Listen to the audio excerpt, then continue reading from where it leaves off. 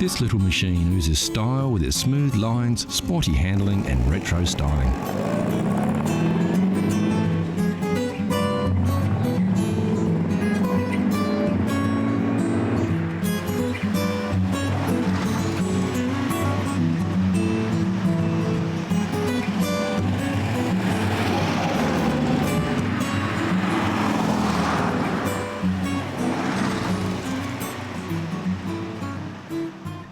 Over 103,000 MGAs were produced by the British Motor Corporation between 1959 and 1962. All but just over 5,000 stayed in England, with the other cars shipped across the globe. So many of these vehicles were sold abroad that to this day the MGA is still the most exported UK-built car. The MGA is considered by many to be the pinnacle of styling from BMC, with its classic shape and combination of class and speed oozing from its inspired design. On the road, the MGA feels like a rocket. This feeling is in most part a result of the responsive handling, direct steering and driving position, which is very low to the ground. Of course, like many sports cars of the era, the driver is not cocooned in a heavy padded seat, surrounded by gadgets, spongy suspension and power steering. These vehicles are more like being in the cockpit of a war-era fighter plane. Simple driver comforts, necessary instrumentation, direct controls and a tight squeeze. And when we say tight squeeze, we mean it. If you are over 6 feet tall or you have shoulders wider than your average English aristocrat, you won't have much fun driving or extracting yourself from this roadster.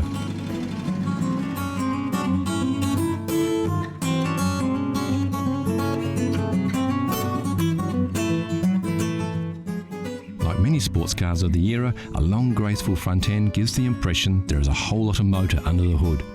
The driving position is set back, literally behind the motor, with the trunk or boot rolling back down to the rear.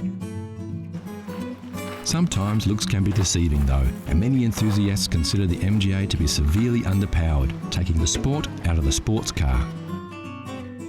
The engine in the original model was a 1500cc pushrod power plant, which produced about 68 horsepower. The same engine used in the Austins, Morrises and Wolseleys of the era. This actual car is one of the few 1600cc models manufactured, which boasts 93 horsepower, much more respectable for a roadster. Apart from the very rare twin cam power plant, there were only ever just over 2,000 built. This is as grunty as an MGA gets.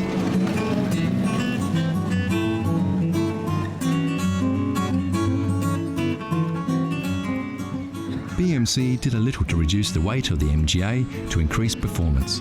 The hood and trunk lids are aluminium to lighten the load, but the car is still very heavy. Surprisingly, the floor of these classics are made of timber.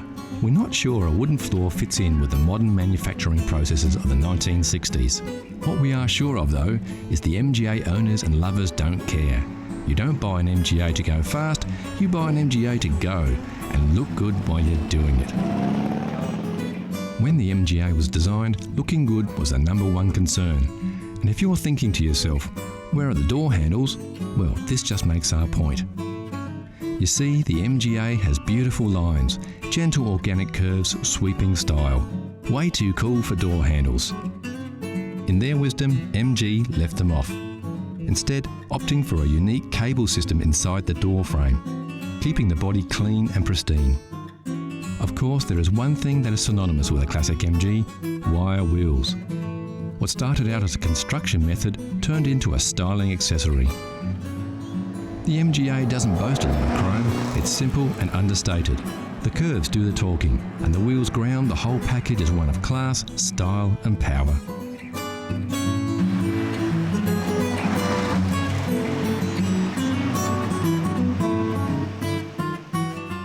The real appeal of a classic MGA is the romance.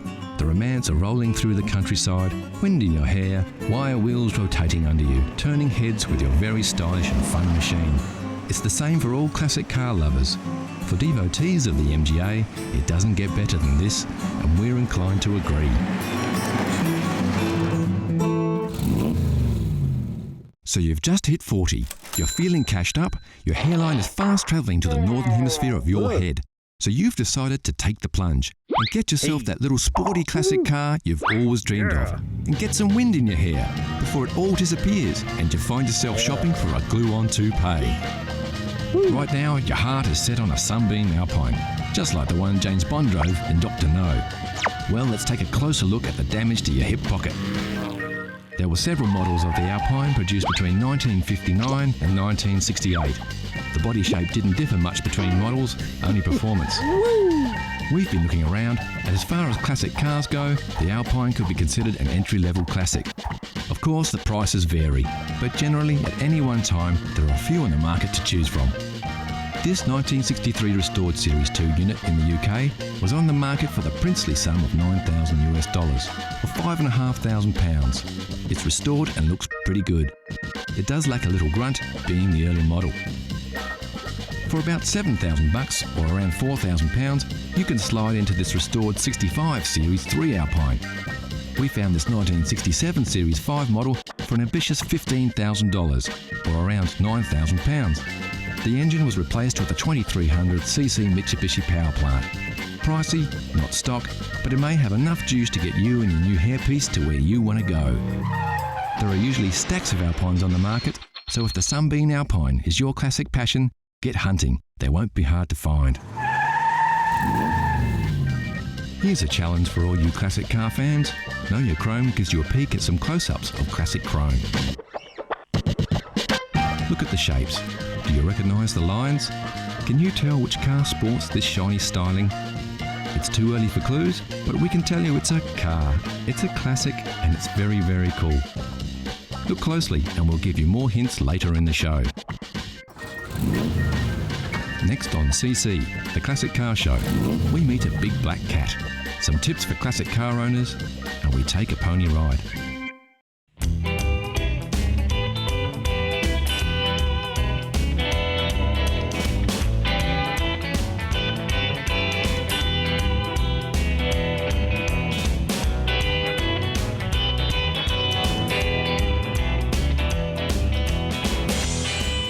This is a 1959 Chrysler Royal four-door sedan. It's in A1 mechanical condition, and due to the simplicity of its six-cylinder Cube Dodge motor, anyone with a few basic skills can keep it that way. Of course, the best place to start is to take a look under the hood. On the left-hand side, check the brake and clutch fluids. No oil leaks are a good sign that all the hoses are intact. Quickly check the fan and inspect the radiator cap and water level.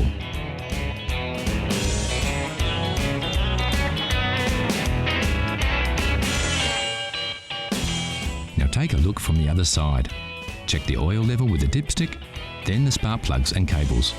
Inspect the battery terminals to see if they're tight and free from any corrosion. Ensure the top radiator hose is nice and tight and that the fan belt is taut and has no cracks in it. The leads and wires to the distributor cap and starter motor should also be tight. The distributor cap should be clean and high tension leads all in place.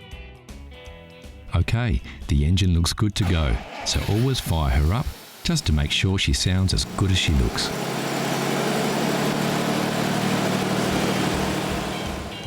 Don't forget to check the tyre pressures and make sure they're inflated correctly to the manufacturer's specifications. Also inspect the tread depth and check for uneven wear or foreign objects in the tyre tread. While the car is at the correct height, quickly check for rust under the mudguard here and under the front mudguard.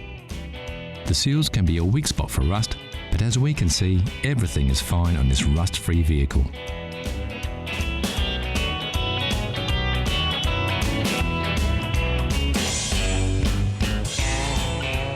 So that's about it. A few simple maintenance checks should keep your Chrysler Royal in great condition for another 50 years. And the best thing of all is that you can roll up your sleeves and do it all yourself. Yep, there's only one thing better than the smell of aging leather, and that's the smell of engine grease on your hands.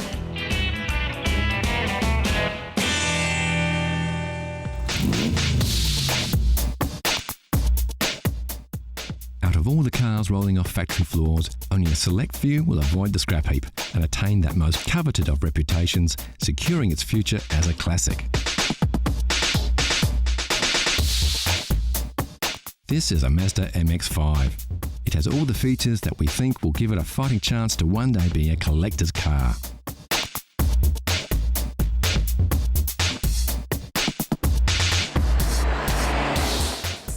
This classic of tomorrow gives you the feeling of the traditional open-top roadster with the modern comforts and technological improvements of today. Sure, to really get the most out of this vehicle, you're going to have to look after it well. Keep it garaged as often as possible and hold on to it for 30 or 40 years. If that's not too hard for you to do, you can have a sports car of today and a classic of tomorrow.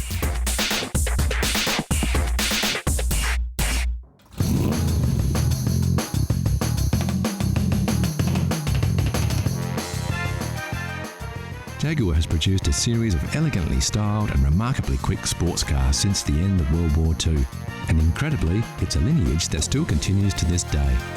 The XK series began in 1949 with the XK120, one of the most powerful cars of its day, and reached its peak with the production of the legendary XKE, commonly known as the E-Type Jag. With its combination of good looks, high performance and competitive pricing, the E-Type became the icon of 1960s motoring, and when the car was released in 1961, Enzo Ferrari even called it the most beautiful car ever made.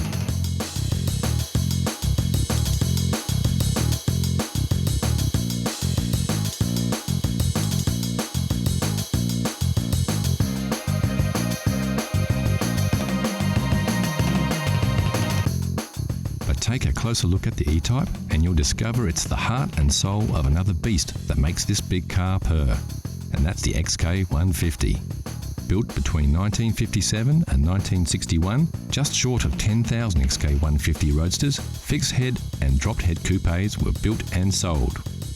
It was distinctively different from its predecessor, the XK140, with its curved one-piece windscreen, wider grille and high wing line along the sides.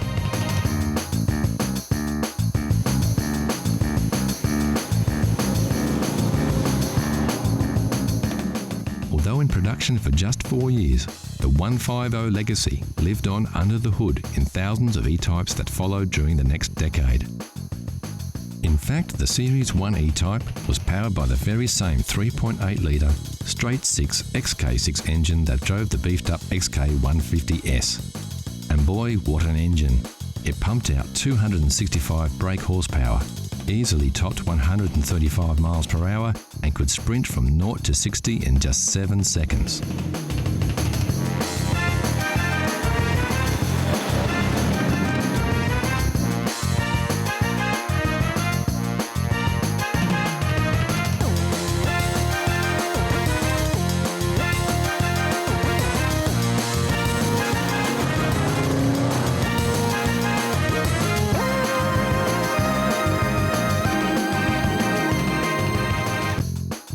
When the 150 launched in 1957, standard equipment included a 3.4-litre twin cam, capable of over 130 miles per hour. But in February of '59, Jaguar added a chrome S insignia, along with triple SU carburetors, a dual exhaust system, beefed up suspension and larger disc brakes. And the 150 didn't just pack a punch under the hood. It came with a beautiful interior that featured stylish leather throughout. Roll-up windows and door handles were also new features, which until then were not considered essential equipment on sports cars of the day. And the result was a combination of excellent performance and handling with a level of comfort and luxury rarely seen in sports cars of the period. The long flowing lines of the hood hinted at what was to come a decade later with the sleek new styling of the E-Type. But its front end, unlike its successor, maintained a traditional look with classic round headlights, the vertical chrome grille, and of course the famous Jaguar badge. The tail end of this Jaguar is arguably even more beautiful than that of an E-Type, with its exceptional chrome detailing. And then there's those familiar twin chrome exhausts that remind us of the raw power hidden beneath this graceful exterior, and of the XK heritage.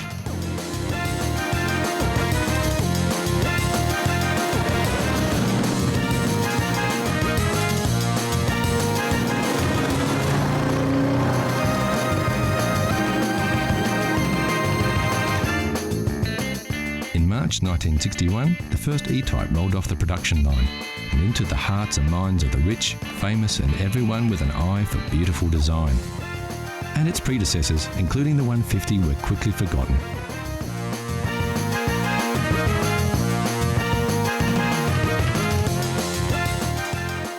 Yet, without its XK lineage, the stunning styling and superb performance of the iconic E-Type Jag would never have been possible.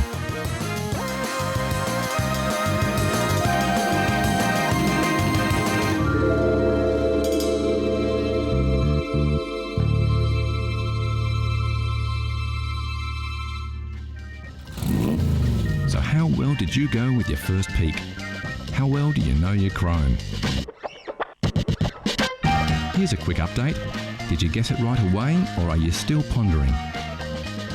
Take a look at these shots. We're showing you a little more of the car here, so you should be able to pick it. The answer is coming soon.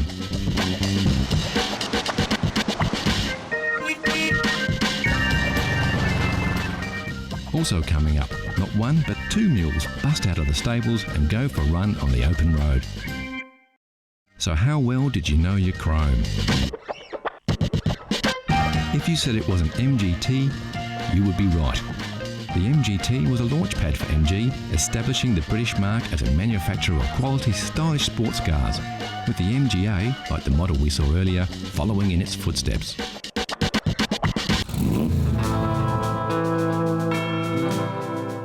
The classic road trip doesn't need a destination or a predetermined route.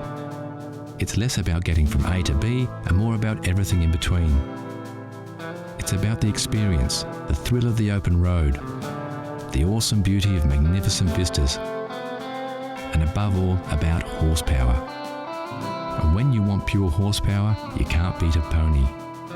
Yep, for classic all-American muscle, your ride doesn't get any better than a Mustang. Unless, of course, you're lucky enough to have two.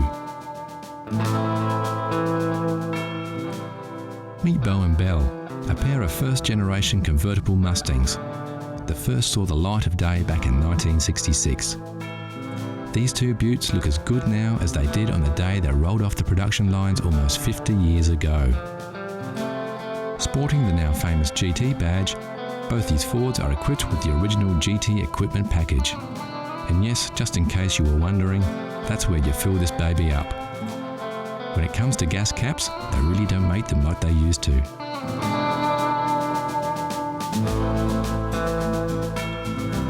Both these Mustangs feature fully automatic electric soft tops, an original feature built into the car way back in '66. So now that the sun's up, let's get those tops down and let Belle and Bo loose on the open road.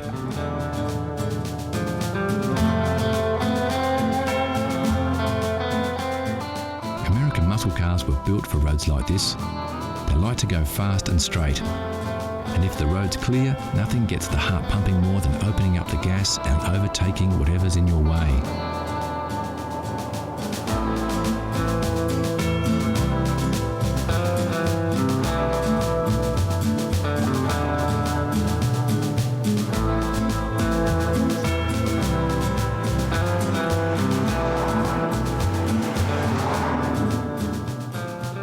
First-generation Mustangs were produced between '64 and '66 and broke all kinds of records when they came out.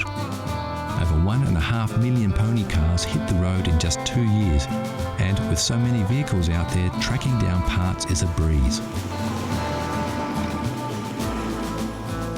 It looks like this road trip has taken a quick detour off the beaten track, but as we can see with their short wheelbase and wide track, Belle and Bo look just as good on the dirt as they do on the hard stuff.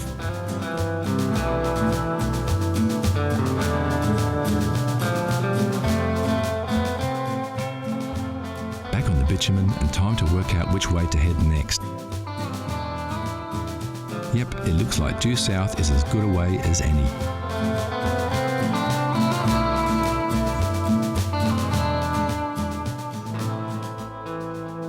These cars came fitted with many luxury features that are still considered optional extras on many modern cars. Power steering, disc brakes, and even air conditioning were all standard features on Mustangs of the period. Despite their age, driving these Mustangs isn't very different from driving a modern car. Sure, they won't hug the road and don't have the same kind of turning circle, but in terms of ease, they're just the same. The big difference being that today's cars don't have as much style and charisma. So let's pull over and take a closer look at these two beauties. Both cars have their original pony interiors with those embossed stallions that remind us of their majestic equestrian heritage. Bose seats are a classic two-tone, while Bell's upholstery is simple and clean. Both interiors are magnificent and their pristine condition belies their real age. Under the hood, these beauts look every bit as good as they do on the outside.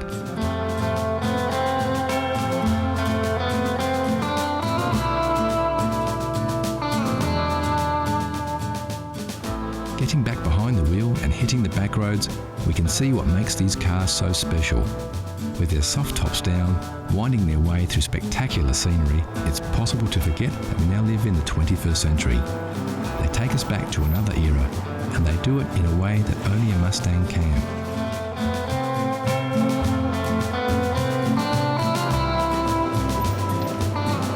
So that's it for this road trip on another road to nowhere.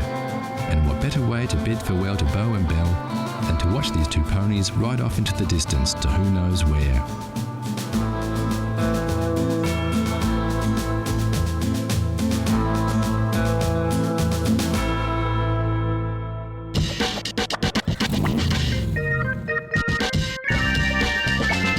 Classic cars are everywhere, from the everyday much-loved runabout to the rare and valuable collector's items. One thing we all agree, there's nothing cooler than a classic.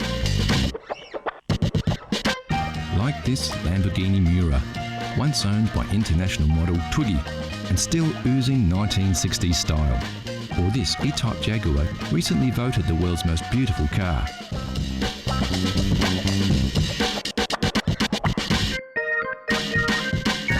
Of course, like you saw in the buyer's guide, you don't have to be rich to drive a classic, you just have to love classic cars.